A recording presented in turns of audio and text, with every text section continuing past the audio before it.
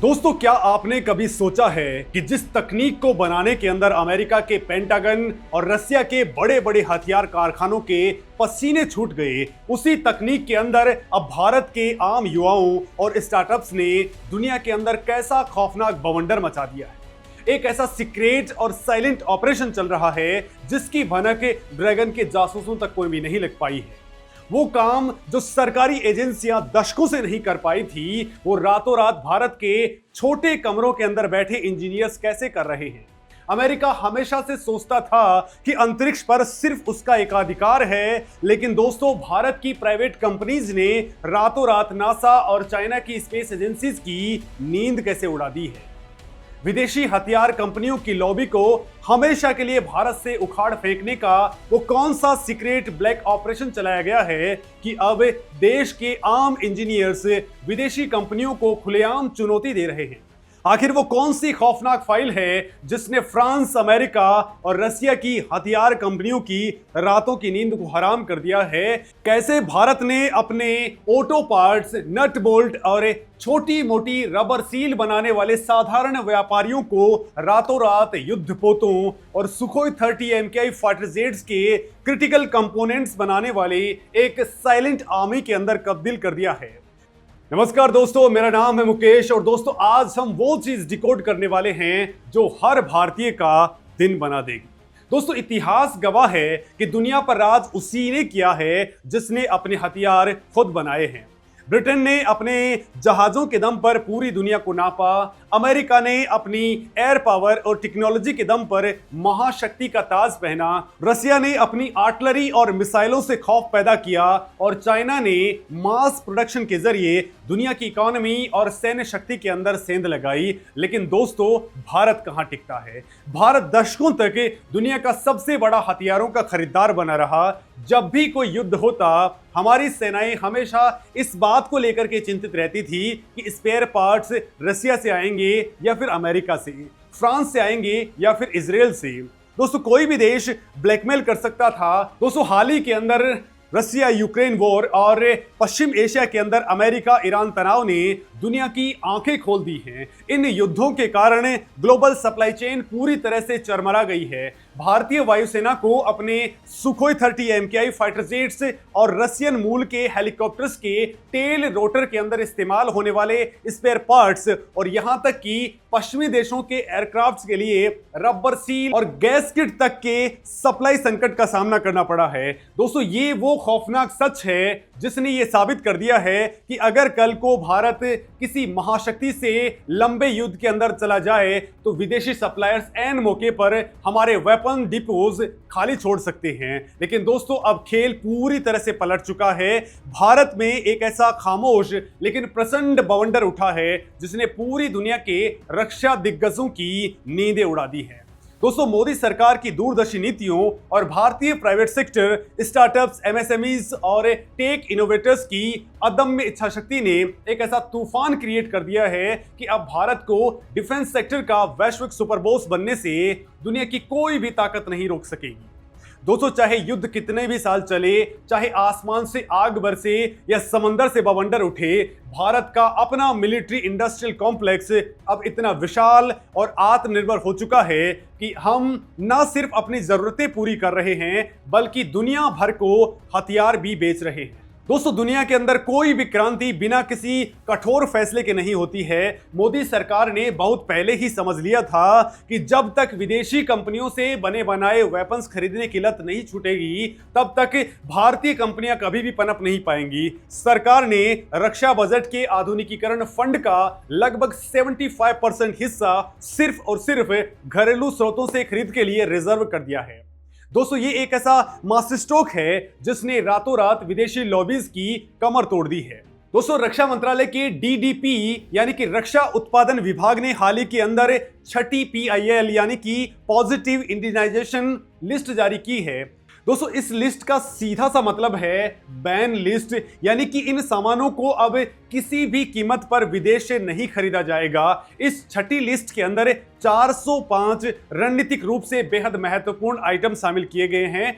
जिनका सीधा अनुमानित बिजनेस पोटेंशियल 3070 करोड़ रुपए का है। अब दोस्तों ये सिर्फ बड़े टैंक या फिर विमान तक सीमित नहीं है, सरकार उस पूरे इकोसिस्टम को स्वदेशी बना रही है जो असल में युद्ध के दौरान मशीनों को जिंदा रखता है। इस 405 आइटम की लिस्ट के अंदर 16 आइटम्स आईसीजी यानी कि इंडियन कोस्टल गार्ड के हैं और 389 आइटम्स डीपीएसयू से जुड़े हुए हैं। इसके अंदर एएलएच यानी कि advance light helicopter, light utility helicopter, SU-30 MKI तेजस लड़ाकू विमान, AL-31 FP engines, T-72 tanks, T-90 tanks और BMP सेकंड जैसे भारी प्लेटफॉर्म्स के अहम पुर्जे भी शामिल हैं। इसके साथ ही युद्धपोत, कॉन्कर्स एम, इनवार्स और MRSAM जैसे मिसाइल सिस्टम्स के हिस्से, रडार, सोनार, फायर कंट्रोल सिस्टम और high explosive anti tank ammunition भी शामिल हैं। दोस्तों जरा सोचिए, जो पार्ट्स बनाने वाली कंपनियां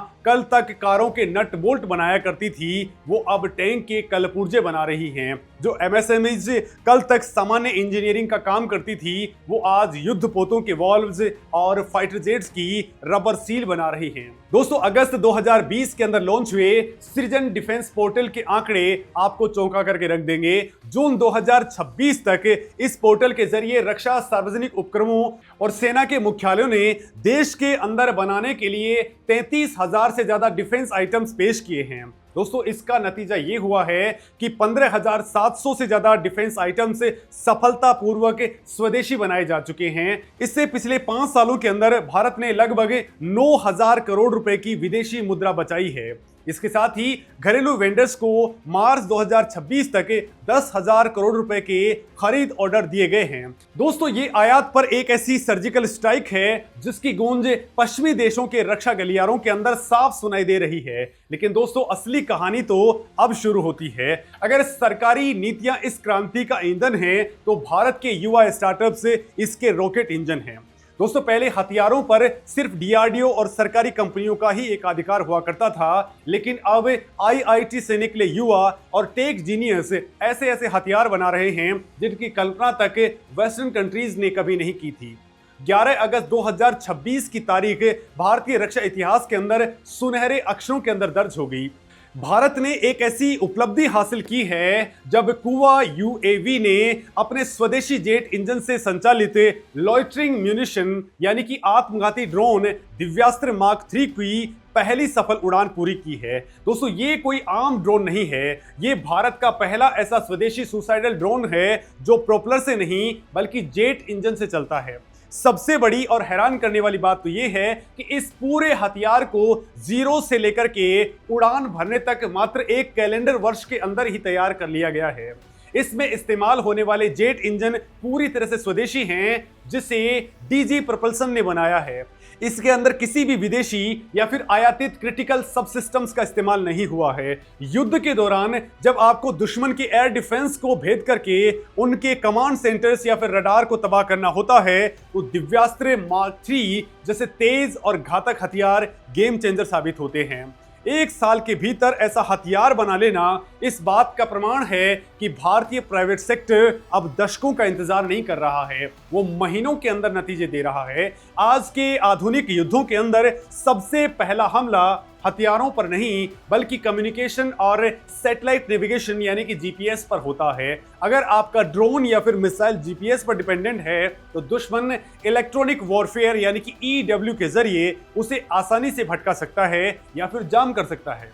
दोस्तों यूक्रेन वॉर के अंदर हमने देखा है कि कैसे जीपीएस आधारित हथियार बेकार हो गए, लेकिन दोस्तों आईआईटी खड़गपुर के इंजीनियर्स द्वारा स्थापित क्लाविंका टेक्नोलॉजीज ने इसका ऐसा तोड़ निकाला है जिसने दुनिया को हैरान करके रख दिया है। उन्होंने NYX Mark 1 नामक ऑटोनोमस लॉइटरिंग म्यूनिशन का अनावरण किया है।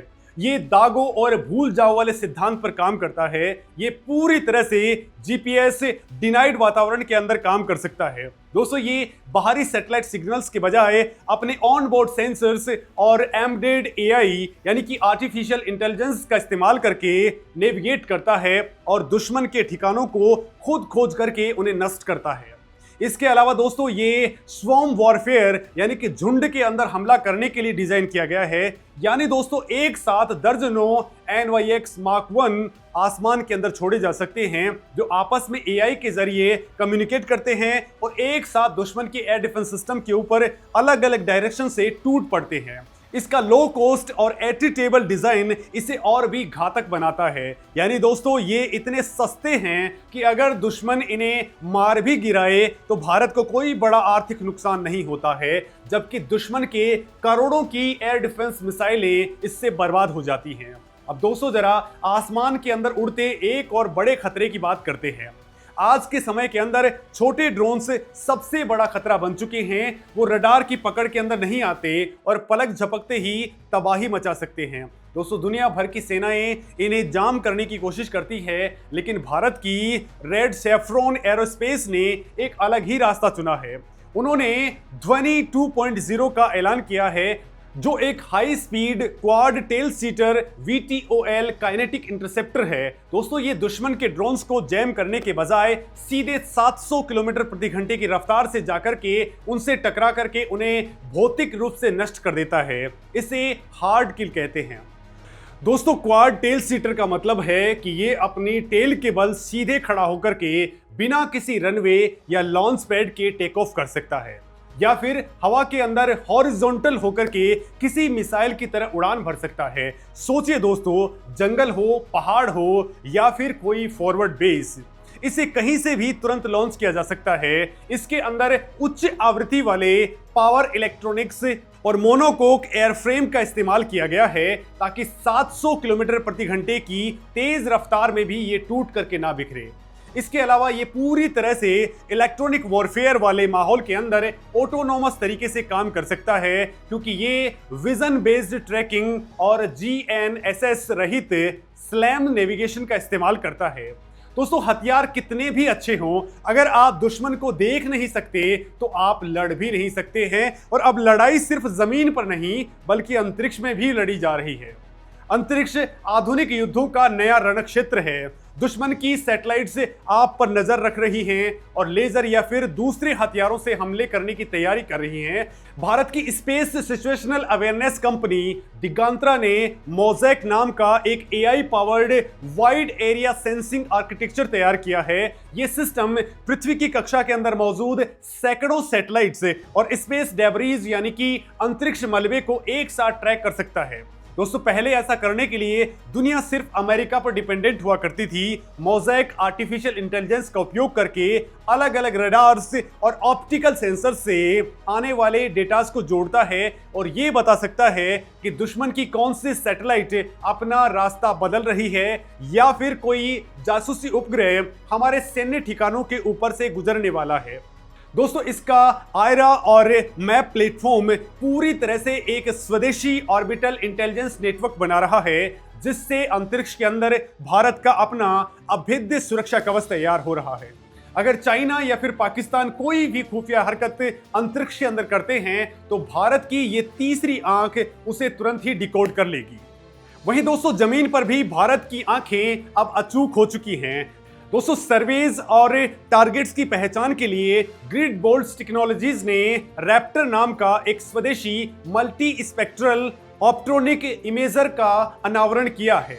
दोस्तों ये एक ऐसा पेलोड है जिसे ड्रोन, टैंक या फिर वॉच टावर कहीं भी लगाया जा सकता है। दोस्तों इसकी खासियत ये है कि ये किसी भी समय यानी कि चाहे दिन का उजाला हो या रात का अंधेरा, ये थर्मल, इंफ्रारेड और लेजर बीम का इस्तेमाल करके दुश्मन को देख सकता है। इसके सभी सेंसर्स को 0.15 मिली रेडियन की भयानक सटीकता के साथ में अलाइन किया गया है। यानी अगर दिन के कैमरे ने दुश्मन को देखा तो थर्मल कैमरा और लेजर रेंज फाइंडर अपने आप उसी सटीक बिंदु के ऊपर लॉक हो जाते हैं। इसके अंदर एक इनबिल्ट जीपीयू है जो AI के जरिए धुंध, धुएं और अंधेरे को चीर करके साफ तस्वीरें लेता है। दोस्तों ये 5 से लेकर के 20 किलोमीटर दूर से टारगेट की सटीक दूरी को नाप सकता है और उसके भौगोलिक निर्देशांक तुरंत आर्टिलरी को भेज सकता है ताकि पहली ही गोलीबारी के अंदर दुश्मन को साफ किया जा सके। वहीं दोस्तों, ड्रोन हमलों को रोकने के लिए सोलार डिफेंस ने अपना Bhargavastra counter storm drone system पेश किया है, जो माइक्रो मिसाइलों के जरिए दुश्मन के ड्रोन के झुंड को मार गिराता है।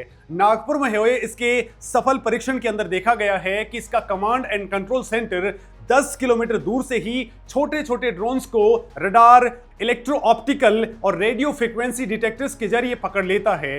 दोस्तों, रिपोर्ट्स के मुताबिक इसी के अंदर भारत की ही कंपनी डेटा पैटर्न्स का Phantom Hunter 2 air defence fire control radar इस्तेमाल हुआ है। वहीं दूसरी ओर डेटा पैटर्न्स मिग-29 और सुखोई 30 MKI फाइटर जेट्स के लिए स्वदेशी हॉक एयरबोर्न रडार प्रोग्राम पर तेजी से काम कर रही है। दोस्तों, कंपनी ने हार्डवेयर पूरी तरह से तैयार कर लिया है और अब खुद ही इसका सॉफ्टवेयर भी बना रही है, जिसके लिए UAVs पर इसका परीक्षण किया जा रहा है। विमान के रडार को पूरी तरह स्वदेशी बनाना भारत की सामरिक स्वतंत्रता की दिशा के अंदर एक बहुत बड़ा मील का पत्थर है, क्योंकि इससे कोई भी विदेशी देश हमारे रडार को हैक या फिर जाम नहीं कर सकता है। दोस्तों, क्या आपने कभी सोचा था कि भारत के अंदर एक private startup surface to air missile बना लेगा? दोस्तों, बेंगलुरु के वर्टोटेक एरोस्पेस ने वी रुद्रा कॉन्सेप्ट पेश किया है। ये मध्यम दूरी की मिसाइल होगी जो 120 किलोमीटर दूर तक हवा के अंदर उड़ते फाइटर जेट्स या फिर क्रूज मिसाइलों को मार गिराएगी। दोस्तों, सबसे खौफनाक बात इसकी स्पीड है।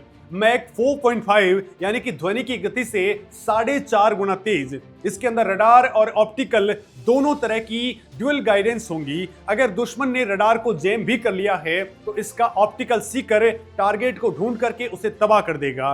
मतलब दोस्तों, आने वाले समय के युद्ध केवल इंसान नहीं लड़ेंगे, मशीनें लड़ेंगी। भारत में अब मल्टी डोमेन रोबोटिक टीमिंग का दौर शुरू हो चुका है। दोस्तों, ड्रोन बनाने वाली कंपनी एंड्यूर एयर और रोबोटिक्स कंपनी एडवर्ब मिलकर के एक ऐसा सिस्टम बना रहे हैं जिसमें एक मानव रहित हवाई विमान सबल और एक 4 पैरों वाला रोबोटिक डॉग ट्रैकर एक साथ मिलकर के काम करेंगे। दोस्तों, कल्पना कीजिए, एक इलाके के अंदर आतंकवादियों के छिपे होने की आशंका है। भारत से ड्रोन जाकर के 3D मैप बनाएगा और डेटा नीचे खड़े रोबोटिक डॉग को भेज देगा। ये रोबोटिक डॉग उन सक्रिय और खतरनाक जगहों के ऊपर इमारतों के अंदर घुसेगा जहां इंसानी सैनिकों को भेजना जानलेवा साबित हो सकता है। ये डल, डर्टी और डेटरेंस मिशंस के लिए बना है। बिना किसी इंसानी नुकसान के मशीनें आगे जाकर के रास्ता साफ करेंगी। दोस्तों, सिर्फ वेपनरी ही नहीं बल्कि सैनिकों को ट्रेन करने के तरीके में भी भारत दुनिया को पीछे छोड़ रहा है। युद्ध लंबा खिंचने की स्थिति में जहां सेनाओं को जल्दी जल्दी नए दस्तों की जरूरत होती है, वहां सैनिकों को तैयार करने की रफ्तार सबसे अहम होती है। पारंपरिक रूप से एक इन्फेंट्री सैनिक को तैयार करने में लगभग 100 सप्ताह लगते थे, लेकिन दोस्तों, हैदराबाद में मौजूद जेन टेक्नोलॉजीज के एडवांस कॉम्बैट सिमुलेटर्स ने इस पूरे 100 हफ्ते के ट्रेनिंग साइकिल को सिकोड़ करके मात्र 30 हफ्ते का कर दिया है। ये भारत की सैन्य तैयारी के अंदर एक बहुत बड़ी क्रांति है। इसका मतलब ये है कि भारतीय सेना अब 3 गुना ज्यादा तेजी से कॉम्बैट रेडी सैनिक पैदा कर सकती है। दोस्तों, वर्चुअल वेपन ट्रेनर्स और लाइव रेंज सिमुलेशन के जरिए जवान बिना असली गोलियां बर्बाद किए असली युद्ध का सटीक अनुभव ले सकते हैं। अब दोस्तों, ये सब कुछ रातों रात नहीं हुआ है। मोदी सरकार की आईडेक्स और TDF जैसी पॉलिसीज ने प्राइवेट सेक्टर के सामने सेना की असली चुनौतियां रखी और उन्हें सीधे ऑर्डर्स की गारंटी दी।